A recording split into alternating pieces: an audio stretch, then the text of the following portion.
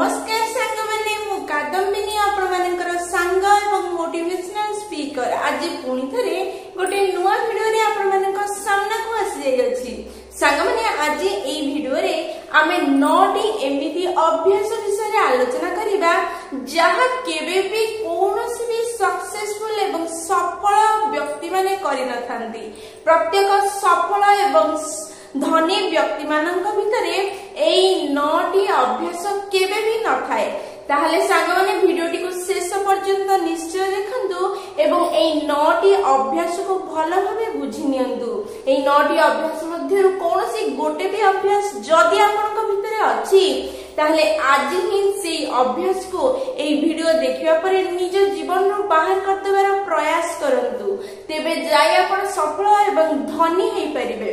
ताहले चलंतु वीडियोटी को स्टार्ट करिबा। सामान्य ताहले प्रथम अभ्यास होची प्रोक्रास्टिनेशन बा टाळीबार अभ्यास।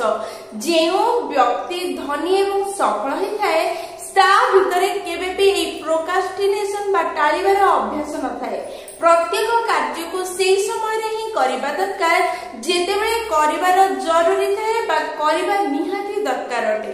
किंतु जेउ व्यक्ति माने धनी बा सफल होई न थांती से माने सबबेले निज कार्य को टाळी देई थांती। से माने भाबी थांती एई कार्य काली करिबी पहर दिन करिबी पैसा टिके अधिक मो पाखरे संचय हो जाऊ तापर एई कार्य आरंभ करिबी आउ टिके प्रिपेयर हे जिबी तापरे आरंभ करिबी। आज समय ठीक नहीं समय ठीक हे गेले कार्य आरंभ करिबी ना। संग माने सबबेले मन रखि थांतु आपन को भलो लागू बा खराब जेउ कार्य जेतेबेले करिबा दरकार सेतेबेले ही करिबा दरकार। अधिकांश लोक जीवन रे सफल हेई पारि न थांती धनी हेई पारि नथि ताहार मुख्य कारण होची सेई माने सेई कार्य सेतेबेले करि नाहंती जेतेबेले ताहा करिबा दरकार। प्रत्येक व्यक्ति निज कार्य को निजे कर दे थांते से सफल हो किंबा विफल किंतु डिफरेंस होची एति कि सफल लोक कार्यटी को सेही समय रे करंती जेउ समय रे सेही कार्य करिबा निहाती दरकार जेतेबेले कि विफल लोक माने सेही कार्य को सेतेबेले करंती जेतेबेले सेही कार्य करिबार समय बीती जाई थाए। सांगमाने सेथिपई सबबेले निजको जदि सफल आ धनी करिया पे चाहुछंती ताले एई अभ्यास को निजको दूर रखंतु। ताहा होची प्रोक्रास्टिनेशन टाळीबार अभ्यास। सांगमाने द्वितीय अभ्यास जहा जने धनी एवं सफल व्यक्ति भितरे न थाए ताहा होची जने कथा कहथुवा समय रे से माने मझिरे किछि कहि न थांती बा इंटरप्ट करि न थांती। आपण लक्ष्य कले जानि परिबे जने सफल एवं धनी व्यक्ति का सामने रे जेतेबेले केही निजर कथा कहथाए सेतेबेले से निजको चुप रखि से व्यक्तिर सब कथा सुनिबार प्रयास करे बा ता मनर कथा कहिबा पे ताको सुजोग दिए। किंतु जेउ व्यक्ति निज जीवन रे स्ट्रगल करथाए सिए जेतेबेले जने किछि कहूछि तार कथा न सुनी मझिरे कहबा आरंभ कर देई थाए बा इंटरप्ट करि थाए तार कथा सुनी न थाए।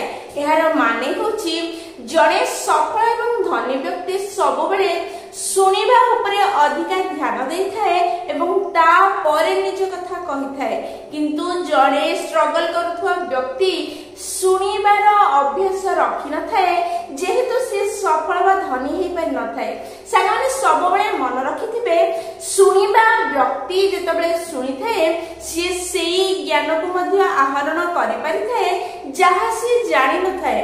किंतु जेउ व्यक्ति कहिबा उपरे अधिका गुरुत्व देई थाए से सेतिकी ही ज्ञान रे सीमित होई जाय थाए जेतिकी से जानिछि। सेथिबे सबबेले निजको सुनिबा वाला बनांतु। केही जदि कहूछि तार मझिरे इंटरप्ट करंतु नहीं। आपन को मध्य सुजोग मिलिबो से कहि सरला परे आपन निज कथा रखंतु। किंतु जने जदि कहूछि ता मझिरे इंटरप्ट करंतु नहीं। ता मनरे कोन अछि तार कोन ज्ञान अछि ताकू ग्रहण करिवार प्रयास करंतु। जदि किछि मूल्यवान कहूछि ताकू ग्रहण करी निज मस्तिष्क रे रखंतु। जदि ग्रहण कला भले किछि कहूनी ताकू लेट इट गो करंतु किंतु ताकू ता कथा कहबा पई दियंतु एवं आपण सुनिबा अभ्यास आरंभ करंतु। जहा द्वारा आपनकर जेतिकी ज्ञान अछि ताकू आपण बढ़ी की बड़ करि परिबे एवं निजको आगो को नै परिबे। ताले द्वितीय अभ्यास जहा आपण छाडी देबा दरकार ताहा होछि जे जदि कहूछि ताको इंटरप्ट करिबा छाडी ताको सुनिबा आरंभ करंतु। सामान्य तृतीय ଅଭ୍ୟାସ ଯାହା ଜଣେ ଧନୀ ଏବଂ ସଫଳ ବ୍ୟକ୍ତି ଭିତରେ ନଥାଏ ତାହା ହେଉଛି ନିଜର ଦୋଷ ଦୁର୍ବଳତା ପାଇଁ ସେମାନେ ଅନ୍ୟକୁ କେବେ ବି ଦୋଷ ଦେଇନଥାନ୍ତି।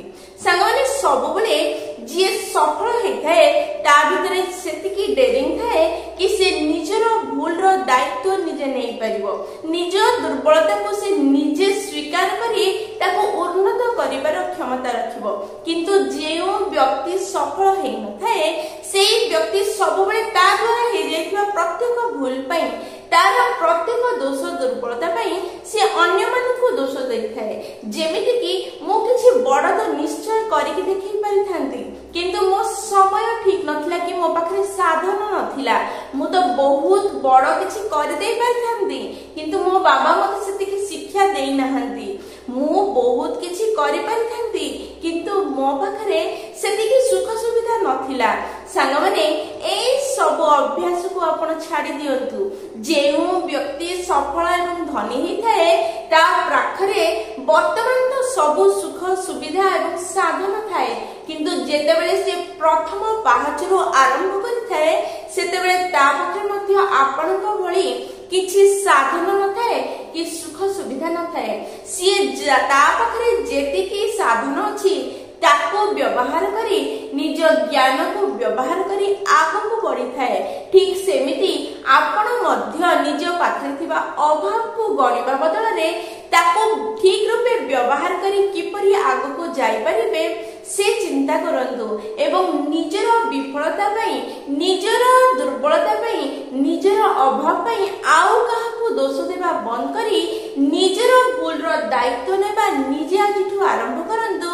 ଦେଖିବେ ଆପଣଙ୍କ ଆଗରେ ରାସ୍ତା ଖୋଲିବ ଏବଂ ଆପଣ ମଧ୍ୟ ସଫଳ ଏବଂ ସୁଖୀ ହେବା ଦିଗକୁ ଆଗେଇ ଯିବେ। ତାହେଲେ ଚତୁର୍ଥ ଅଭ୍ୟାସ ଯାହା ଆପଣ କେବେ ବି ଜଣେ ଧନୀ ଏବଂ ସଫଳ ବ୍ୟକ୍ତି ଭିତରେ ଦେଖିବେ ନାହିଁ ତାହା ହେଉଛି ନିଜ ଦାୟିତ୍ୱ ଠାରୁ ନିଜକୁ ଦୂରେଇ ନେବା ବା ଏକ୍ସକ୍ୟୁଜେସ୍ ବାହାନା ବନେଇବା। ସାଙ୍ଗମାନେ ଯେତେବେଳେ ଜୀବନରେ ଆପଣ ଆଗକୁ ବଢିବାର ପ୍ରୟାସ କରୁଥିବେ, ନିଜ ଲକ୍ଷ୍ୟକୁ ହାସଲ କରିବାର ପ୍ରୟାସ କରୁଥିବେ ସେତେବେଳେ ଦିଟା ଅପସନ ଆପଣଙ୍କୁ ମିଳିବ। ପ୍ରଥମ ଏକ୍ସକ୍ୟୁଜ ବା ବାହାନା ବନେଇକି ନିଜକୁ ସେଇ କାର୍ଯ୍ୟ ଠାରୁ ଦୂରକୁ ନେଇଯିବା ଆଉ ଦ୍ୱିତୀୟ ଦାୟିତ୍ୱ ନେଇ ସେ କାର୍ଯ୍ୟ କରି ଆଗକୁ ବଢିଯିବା। ସାଙ୍ଗମାନେ ଯେତେବେଳେ ଆପଣ ପ୍ରଥମ ଜିନିଷକୁ ଗ୍ରହଣ କରିବେ ବା ଏକ୍ସକ୍ୟୁଜେସ୍ ବା ବାହାନା ବନେଇବା ଆରମ୍ଭ କରିବେ ସେତେବେଳେ ଆପଣ ନିଜ ଲକ୍ଷ୍ୟ ରାସ୍ତାର ଗୋଟେ ପାଦ ପଛକୁ ଚାଲିଯିବେ। କିନ୍ତୁ ଯେତେବେଳେ ଆପଣ ଦାୟିତ୍ୱ ନେବା ଆରମ୍ଭ କରିବେ, ସେଇ ଦାୟିତ୍ୱରେ କାର୍ଯ୍ୟ କରିବା ଆରମ୍ଭ କରିବେ ସେତେବେଳେ ଆପଣ ନିଜ ଲକ୍ଷ୍ୟ ଦିଗରେ ଗୋଟେ ପାଦ ଆଗକୁ ଯିବେ। ଏବେ ଆପଣଙ୍କ ପାଖରେ ଅପସନ କି ଆପଣ ଦାୟିତ୍ୱ ନେଇ ଗୋଟେ ପାଦ ଆଗକୁ ଯିବେ ନା ବାହାନା ବନେଇ ଗୋଟେ ପାଦ ପଛକୁ ଯିବେ। ଯଦି ଜୀବନରେ ସଫଳ ଏବଂ ଧନୀ ହେବା ପାଇଁ ଚାହୁଁଛନ୍ତି ତାହେଲେ ଜୀବନରେ କେବେ ବି ବାହାନା ବନାନ୍ତୁ ନାହିଁ, ନିଜ ଦାୟିତ୍ୱ ଠାରୁ ନିଜକୁ ଦୂରକୁ କେବେ ବି ନିଅନ୍ତୁ ନାହିଁ। ସବୁବେଳେ କାର୍ଯ୍ୟକୁ ଗ୍ରହଣ କରନ୍ତୁ ଏବଂ ସେହି କାର୍ଯ୍ୟକୁ ଦାୟିତ୍ୱର ସହ ଆଗକୁ ନିଅନ୍ତୁ ଏବଂ ନିଜ ସଫଳତା ରାସ୍ତାରେ ଆଗେଇ ଯାଇ ଆପଣ ମଧ୍ୟ ଧନୀ ଏବଂ ସଫଳ ହେଇଯାଆନ୍ତୁ। ସାଙ୍ଗରେ ପଞ୍ଚମ ଅଭ୍ୟାସ ଯାହା ଜଣେ ଧନୀ ଏବଂ ସଫଳ ବ୍ୟକ୍ତି ଭିତରେ ନଥାଏ ତାହା ହେଉଛି not having clear goal and priority. ସାଙ୍ଗମାନେ ଯଦି ଆପଣଙ୍କୁ ନିଜର ଲକ୍ଷ୍ୟ ଦେଖା ହିଁ ଯାଉନାହିଁ, ଆପଣଙ୍କୁ କୋଉଠିକି ଯିବାର ଅଛି ତାହା ଦେଖାଯାଉ ନାହିଁ ଆଉ ଜାଣିନାହାନ୍ତି ଆଉ ସେଠି ଯିବା ପାଇଁ କଣ କଣ ସବୁ ଷ୍ଟେପ ନେବାର ଅଛି ଆପଣ ଜାଣିନାହାନ୍ତି ତାହେଲେ ଆପଣ ନିଜ ଲକ୍ଷ୍ୟକୁ ହାସଲ କରିବେ କେମିତି? ସେଥିପାଇଁ ସର୍ବପ୍ରଥମେ ନିଜ ଗୋଲକୁ ସେଟ୍ କରନ୍ତୁ ଏବଂ ସେଇ ଗୋଲକୁ ପାଇବା ପାଇଁ ହେଲେ କଣ କଣ ସବୁ କାର୍ଯ୍ୟ କରିବା ଦରକାର, କଣ କଣ ସବୁ ପ୍ରାୟୋରିଟି ଥିବା କାର୍ଯ୍ୟ ଅଛି ଯାହାକୁ କରିବା ଦ୍ୱାରା ଆପଣ ଜଲ୍ଦିରୁ ଜଲ୍ଦି ନିଜ ଲକ୍ଷ୍ୟ ପାଖରେ ପହଞ୍ଚି ପାରିବେ ତାକୁ ସେଟ୍ କରିବା ଆରମ୍ଭ କରନ୍ତୁ। ଯଦି ଆପଣ ନିଜ ଜୀବନରେ ନିଜ ଲକ୍ଷ୍ୟ ହିଁ ସେଟ୍ କରିନଥିବେ ଆଉ ତାକୁ ପାଇବା ପାଇଁ କଣ ସବୁ କାର୍ଯ୍ୟ କରିବା ଦରକାର ତାକୁ ସ୍ଥିର କରିନଥିବେ ତାହେଲେ ଆପଣ ଆଗେଇବେ କେମିତି, ସଫଳ ହେବେ କେମିତି, ଧନୀ ହେବେ କେମିତି? ସେଥିପାଇଁ ସର୍ବପ୍ରଥମେ ଯୋଉ କାର୍ଯ୍ୟ କରିବା ଦରକାର ବା ଯୋଉ ଅଭ୍ୟାସ ଛାଡ଼ିଦେବା ଦରକାର ତାହା ହେଉଛି ନିଜର ଗୋଲ ଆଉ ପ୍ରାୟୋରିଟିକୁ ନ ଜାଣିବା ବହୁତ ବଡ଼ ଭୁଲ ଅଟେ। ତାକୁ ଛାଡ଼ି ଦିଅନ୍ତୁ ଏବଂ ଆଜି ହିଁ ନିଜର ଗୋଲ କଣ ସେଟ୍ କରନ୍ତୁ ଏବଂ ତାକୁ ପାଇବାର କଣ କଣ ସେଇ ଗୁରୁତ୍ୱପୂର୍ଣ୍ଣ କାର୍ଯ୍ୟ ଯାହାକୁ କରିବା ଦ୍ୱାରା ଆପଣ ଜଲ୍ଦିରୁ ଜଲ୍ଦି ନିଜ ଲକ୍ଷ୍ୟରେ ପହଞ୍ଚିଯିବେ ସେଇ କାର୍ଯ୍ୟ କରିବା ଆରମ୍ଭ କରନ୍ତୁ। ସାଙ୍ଗମାନେ ଷଷ୍ଠ ଅଭ୍ୟାସ ଯାହା କୌଣସି ବି ଧନୀ ଏବଂ ସଫଳ ବ୍ୟକ୍ତି ଭିତରେ ନଥାଏ ତାହା ହେଉଛି ନେଗେଟିଭ ସେଲ୍ଫ ଟକ୍।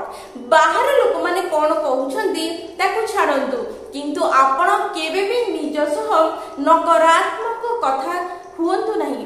ଯେମିତିକି ମୋ ଦ୍ୱାରା ଏଇଟା ନ ହେଇପାରିବ, ଯଦି ମୁଁ ସବୁବେଳେ ଏମିତି ହିଁ ଭୁଲ କରେ, ମୋ ଭାଗ୍ୟ ହିଁ ଖରାପ, ମୁଁ ସବୁବେଳେ ଫେଲ୍ ହେଇଯାଏ, ମୋର ସଫଳ ହେବାର ରାସ୍ତା ହିଁ ଖୋଲେ ନାହିଁ, ମୁଁ ସଫଳ ହେବା ଯୋଗ୍ୟ ନୁହଁ, ଏମିତି ନେଗେଟିଭ କଥା କେବେ ବି ଜଣେ ସଫଳ ଏବଂ ଧନୀ ବ୍ୟକ୍ତି ନିଜ ସହ ହେଇନଥାଏ। ସିଏ ସବୁବେଳେ ନିଜକୁ ପଜିଟିଭ କଥା କହିଥାଏ କି ମୁଁ ନିଶ୍ଚୟ ସଫଳ ହେବି। ଆଜି ବିଫଳ ହେଇଗଲି ତ କ'ଣ ହେଲା, ବିଫଳତାରୁ ମୁଁ ଏଇ ଜ୍ଞାନ ଆହରଣ କଲି, ଆଗକୁ ବଢିବାର ସୁଯୋଗ ପାଇଲି, ମୁଁ ପୁଣି ଥରେ ଆଗକୁ ଯିବି, ମୁଁ ପୁଣି ସଫଳ ହେବି, ମୋ ଜୀବନ ସୁନ୍ଦର ଆଉ ସୁଖମୟ ହବ, ଏମିତି ଭାବନା ନିଜ ଭିତରେ ରଖନ୍ତୁ। ବାହାର ଲୋକ କ'ଣ କହୁଛନ୍ତି କିଛି ଫରକ ପଡୁନାହିଁ।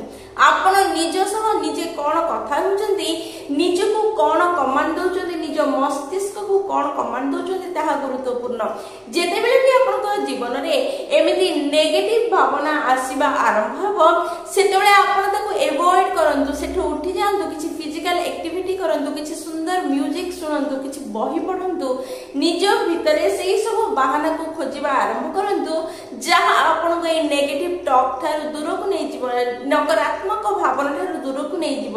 କେବେ ବି ଧନୀ ଆଉ ସଫଳ ବ୍ୟକ୍ତି ନିଜ ମନରେ ନେଗେଟିଭ ଭାବନା ଆଣିନଥାନ୍ତି ନିଜ ପାଇଁ। ସେଥିପାଇଁ ଆଜି ହିଁ ଆପଣ ମଧ୍ୟ ଏଇ ଜିନିଷକୁ ଦୂରେଇ ଦିଅନ୍ତୁ। ତାମାନେ ସପ୍ତମ ଅଭ୍ୟାସ ଯାହା ଧନୀ ଏବଂ ସଫଳ ବ୍ୟକ୍ତିମାନଙ୍କ ଭିତରେ ଥାଏ, ତାହା ହେଉଛି ସେମାନେ ଅନନେସେସରି ଜିନିଷ କିଣିବାରେ ନିଜର ପଇସା କେବେ ବି ଖର୍ଚ୍ଚ କରିନଥାନ୍ତି।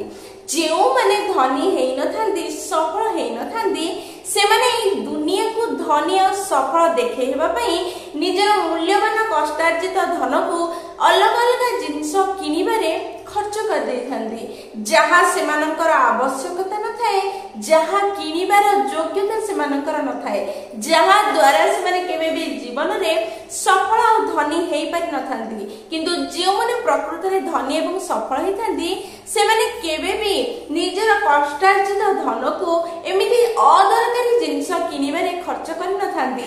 ସେମାନେ ଯେତେବେଳେ ବି କୌଣସି ଜିନିଷ କିଣନ୍ତି ତାକୁ ବହୁତ ଭାବି ଚିନ୍ତି କିଣନ୍ତି, କାରଣ ସେମାନଙ୍କର ଯୋଉ ଟଙ୍କା ସେମାନେ ଅର୍ଜନ କରନ୍ତି ତାକୁ ସେମାନେ ଏମିତି ରାସ୍ତାରେ ଖର୍ଚ୍ଚ କରନ୍ତି ଯାହା ସେମାନଙ୍କୁ ନିଜ ମୂଳଧନକୁ ସଞ୍ଚିତ ରଖିବା ସାଙ୍ଗେ ସାଙ୍ଗେ ତା ସହ କିଛି ଏକ୍ସଟ୍ରା ଧନ ପ୍ରଦାନ କରିଥାଏ। ସେଥିପାଇଁ ଆପଣମାନେ ଯଦି ଧନୀ ଏବଂ ସଫଳ ହେବା ପାଇଁ ଚାହୁଁଛନ୍ତି, ଅନନେସେସରି ଜିନିଷ କିଣିବାରେ ନିଜର ପଇସା କଷ୍ଟାର୍ଜିତକୁ ଖର୍ଚ୍ଚ ନ କରି ତାକୁ ଇନଭେଷ୍ଟ କରନ୍ତୁ, ତାକୁ ଟଙ୍କାରୁ 2 ଟଙ୍କା କରିବାର ରାସ୍ତା ଖୋଜନ୍ତୁ ଆଉ ସେଇ ଦିଗରେ ତାକୁ ଖର୍ଚ୍ଚ କରନ୍ତୁ। ଦୁନିଆକୁ ଧନୀ ବୋଲି ଦେଖେଇ ହେବାର ପ୍ରୟାସ ବନ୍ଦ କରନ୍ତୁ, ତେବେ ଯାଇ ଆପଣ ପ୍ରକୃତରେ ଧନୀ ଏବଂ ସଫଳ ହେଇପାରିବେ। ସାଙ୍ଗମାନେ ଅଷ୍ଟମ ଅଭ୍ୟାସ ଯାହା ପ୍ରତ୍ୟେକ ଧନୀ ଏବଂ ସଫଳ ବ୍ୟକ୍ତି ଭିତରେ ଆପଣ ଦେଖିବେ, ତାହା ହେଉଛି ସେମାନେ କାହାକୁ ବି ଡିସରେସ୍ପେକ୍ଟ କରିନଥାନ୍ତି, ଅସମ୍ମାନିତ କରିନଥାନ୍ତି। ହୁଏତ ସାମ୍ନାବାଲା ଆପଣଙ୍କ ଠାରୁ କମ ଶିକ୍ଷିତ ହେଇଥାଇପାରେ, ହୁଏତ ସାମ୍ନାବାଲା ଆପଣଙ୍କ ଠାରୁ କମ ଧନୀ ହେଇଥାଇପାରେ, ହୁଏତ ସାମ୍ନାବାଲାର ଷ୍ଟାଟସ ଆପଣଙ୍କ ଠାରୁ କମ ହେଇଥାଇପାରେ, କିନ୍ତୁ ସେମାନଙ୍କୁ ଅସମ୍ମାନିତ କରିବା ଆପଣଙ୍କର ଅଧିକାର ନୁହଁ। ପ୍ରତ୍ୟେକ ବ୍ୟକ୍ତିକୁ ଆପଣ ସମ୍ମାନ ଦେବା ନିହାତି ଦରକାର। ଏଇ ଦୁନିଆରେ ଯିଏ ବି ସଫଳ ହେଇଛି, ଧନୀ ହେଇଛି, ସେ ଛୋଟରୁ ଛୋଟ ଏବଂ ବଡରୁ ବଡ ବ୍ୟକ୍ତିଙ୍କୁ ସମ୍ମାନ ଦେଇଥାଏ। ବଡ ବ୍ୟକ୍ତିମାନଙ୍କୁ, ଧନୀ ବ୍ୟକ୍ତିମାନଙ୍କୁ ସମସ୍ତେ ସମ୍ମାନ ଦିଅନ୍ତି, କିନ୍ତୁ ଇକୋନୋମିକାଲ ସାଇକେଲରେ ଯେଉଁମାନେ ତଳ ଲାଇନରେ ଅଛନ୍ତି ସେମାନଙ୍କୁ ଲୋକମାନେ ସାଧାରଣତଃ ସମ୍ମାନ ଦେବା ଭୁଲି ଯାଇଥାନ୍ତି। କିନ୍ତୁ ପ୍ରକୃତରେ ଯେଉଁମାନେ ନିଜ ଜୀବନରେ ସଫଳ ଏବଂ ଧନୀ ହେଇଥାନ୍ତି, ସେମାନେ ପ୍ରତ୍ୟେକ ଛୋଟରୁ ଛୋଟ ଲୋକଙ୍କୁ ମଧ୍ୟ ସମ୍ମାନ ଦେଇଥାନ୍ତି। ହୁଏତ ସିଏ କୌଣସି ରେଷ୍ଟୁରାଣ୍ଟର ୱେଟର ହେଇଥାଉ ବା କୌଣସି କାରର ଡ୍ରାଇଭର, ଆପଣ ଯଦି ଲକ୍ଷ୍ୟ କରିବେ ସେଇ ଧନୀ ଏବଂ ସଫଳ ବ୍ୟକ୍ତିମାନେ ପ୍ରତ୍ୟେକ ଲୋକଙ୍କୁ ସମ୍ମାନ ଦିଅନ୍ତି, କାରଣ ସେମାନେ ବି ତ ମଣିଷ। ଆପଣ ମଧ୍ୟ ପ୍ରତ୍ୟେକ ବ୍ୟକ୍ତିକୁ ସମ୍ମାନ ଦେବା ଆରମ୍ଭ କରନ୍ତୁ, ତେବେ ଯାଇ ଆପଣ ନିଜ ଜୀବନରେ ପ୍ରକୃତରେ ଧନୀ ଏବଂ ସଫଳ ହେଇପାରିବେ। ସାଙ୍ଗମାନେ ନବମ ଆଉ ଶେଷ ଅଭ୍ୟାସ ଯାହା ଧନୀ ଏବଂ ସଫଳ ବ୍ୟକ୍ତିମାନଙ୍କ ଭିତରେ ଥାଏ, ତାହା ହେଉଛି ଆଲକୋହଲ, ସ୍ମୋକିଂ ଆଉ ଡ୍ରଗ୍ସ ଠାରୁ ସେମାନେ ଦୂରରେ ରହିଥାନ୍ତି। ସାଙ୍ଗମାନେ ଆପଣ କୁହନ୍ତୁ, ଏଇ ଆଲକୋହଲ, ସ୍ମୋକିଂ ଆଉ ଡ୍ରଗ୍ସ ଆମକୁ କ'ଣ ଦେଇଥାଏ? ଗୋଟେ ଫିଲିଂ ଦେଇଥାଏ, ଗୋଟେ ନିଶା ପ୍ରୋଭାଇଡ କରିଥାଏ। ଯେଉଁ ଲୋକମାନେ ନିଜ ଜୀବନରେ ସଫଳ ହେବା ରାସ୍ତାରେ ଆଗେଇ ଚାଲିଥାନ୍ତି, ସେମାନଙ୍କୁ ନିଜ କାର୍ଯ୍ୟ ଏବଂ ନିଜ ଲକ୍ଷ୍ୟ ହାସଲ କରିବାର ନିଶା ଏମିତି ଘାରିଥାଏ ସେମାନେ ଅନ୍ୟ କୌଣସି ଆର୍ଟିଫିସିଆଲ ନିଶାର ଆବଶ୍ୟକତା ସେମାନଙ୍କୁ ପଡ଼ିନଥାଏ। ସେଥିପାଇଁ ଯଦି ଜୀବନରେ ସଫଳ ହେବା ପାଇଁ ଚାହୁଁଛନ୍ତି ତାହେଲେ ନିଜ ଲକ୍ଷ୍ୟକୁ ପାଇବାର ନିଶା ରଖନ୍ତୁ। ନିଜ ଲକ୍ଷ୍ୟକୁ ପାଇବାର କାର୍ଯ୍ୟରେ ଯୋଡ଼ିବାର ନିଶା ନିଜ ଭିତରେ ସୃଷ୍ଟି କରନ୍ତୁ। ଦେଖିବେ ଆପଣ ସଫଳତା ଆଡ଼କୁ କେତେ ସ୍ପିଡରେ ଯାଉଛନ୍ତି ଏବଂ ଧନୀ ସଫଳ ହେଇପାରୁଅଛନ୍ତି। ସେଥିପାଇଁ ନିଜକୁ ସବୁ ପ୍ରକାର ନିଶା ଦ୍ରବ୍ୟ ଠାରୁ ଦୂରରେ ରଖନ୍ତୁ। ନିଜ ଜୀବନକୁ ସୁନ୍ଦର କରନ୍ତୁ, ନିଜକୁ ସଫଳତା ଆଡ଼କୁ ନିଅନ୍ତୁ ଏବଂ ନିଜ ପରିବାରକୁ ସୁଖୀ କରନ୍ତୁ। ସାଙ୍ଗମାନେ ଆଜି ମୁଁ এই ভিডিওରେ 9টি ଅଭ୍ୟାସ ବିଷୟରେ କହିଲି ଯାହା ଧନୀ ଏବଂ ସଫଳ ବ୍ୟକ୍ତିମାନଙ୍କ ଭିତରେ କେବେ ବି ନଥାଏ। ଯଦି এই 9ଟି ଅଭ୍ୟାସ ମଧ୍ୟରୁ ଗୋଟେ ଦିଟା ବା ତିନିଟା ଆପଣମାନଙ୍କ ଭିତରେ ଥିଲା ଆଉ এই ଭିডিଓ ଦେଖିବା ପରେ ଆଜି ଆପଣ ତାହା ନିଜ ଜୀବନରୁ ବାହାର କରିଦେବେ, ସେଇ ଅଭ୍ୟାସ ବିଷୟରେ ନିଶ୍ଚୟ এই ଭିডিଓର କମେଣ୍ଟ ବକ୍ସରେ ଲେଖିବେ। କାରଣ ଆପଣମାନଙ୍କର କମେଣ୍ଟ ପଢ଼ିବା ମୋତେ ବହୁତ ଭଲ ଲାଗେ ଏବଂ ତାର ରିପ୍ଲାଇରେ ଆପଣମାନଙ୍କ ସାଙ୍ଗେ କନେକ୍ଟ ହେବା ଆହୁରି ଭଲ ଲାଗେ। ସାଙ୍ଗମାନେ ଯଦି এই ଭିডিଓର 9ଟି ପଏଣ୍ଟ ମଧ୍ୟରୁ କୌଣସି ଗୋଟେ ବି ଆପଣଙ୍କୁ ଭଲ ଲାଗିଛି, ଆପଣଙ୍କ ଜୀବନରେ ଟିକେ ବି ଉନ୍ନତି ଆଣିପାରିବ ସେମିତି ଲାଗୁଛି, ତାହେଲେ ନିଶ୍ଚୟ ଭିଡ଼ିଓଟିକୁ ଲାଇକ୍ ସେୟାର ଆଉ କମେଣ୍ଟ କରିବେ। ଯଦି ପ୍ରଥମ ଥର ଆପଣମାନେ ଆମ ନୟନିକା ମୋଟିଭେସନ ଚ୍ୟାନେଲକୁ ଆସିଛନ୍ତି ତାହେଲେ ଚ୍ୟାନେଲଟିକୁ ସବସ୍କ୍ରାଇବ କରିଦେବେ ଏବଂ ପାଖରେ ଥିବା ବେଲ ବଟନ ଦବାଇ ଅଲ୍ ନୋଟିଫିକେସନ ସେଟ୍ କରିଦେବେ, ଯାହାଦ୍ୱାରା ଯେତେବେଳେ ବି ଆମେ ଭିଡ଼ିଓ ପୋଷ୍ଟ କରିବୁ ସର୍ବପ୍ରଥମ ନୋଟିଫିକେସନ ଆପଣଙ୍କ ପାଖରେ ପହଞ୍ଚିବ ଏବଂ ଆମକୁ କନେକ୍ଟ କରିଦେବ। ତାହେଲେ ମୁଁ ରହିଲି ସାଙ୍ଗମାନେ, ପୁଣି ଥରେ ଦେଖା ହେବ ଗୋଟେ ନୂଆ ଭିଡ଼ିଓରେ ନୂଆ ଟପିକ ସହ। ସେଇ ପର୍ଯ୍ୟନ୍ତ ନିଜର ଧ୍ୟାନ ରଖନ୍ତୁ ଏବଂ ବହୁତ ଖୁସିରେ ରୁହନ୍ତୁ। ଜୟ ଜଗନ୍ନାଥ।